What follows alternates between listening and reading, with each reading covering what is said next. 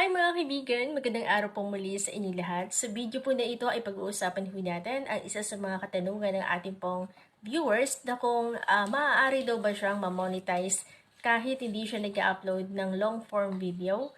So, ano nga ba itong long form video na ito mga kaibigan? So, ito ho ang video na umaabot sa 3 minutes, 5 minutes, 10 minutes ang kanilang duration. So, ang tanong niya kasi mga kaibigan kung maaari ba daw siyang ma-monetize. Siguro kahit reels lang ang kanyang ina-upload. Ang sagot natin mga kaibigan ay yes, opo. Maaari kang ma-monetize kahit hindi ka nag-upload ng mga long form video.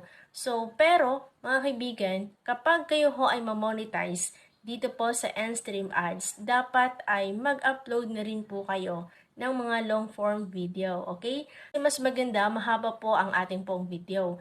Kasi sayang ang mga advertise na ilalagay po ni Lolo M. So kaya dapat I suggest talaga na upload po kayo ng 3 minutes, 5 minutes ang duration, okay? Nang sa ganon ay mas lumaki pa po ang ating earnings dito po kay Lolo M. So sana po nasagot natin ang iyong katanungan. See you on my next video. Follow me for more.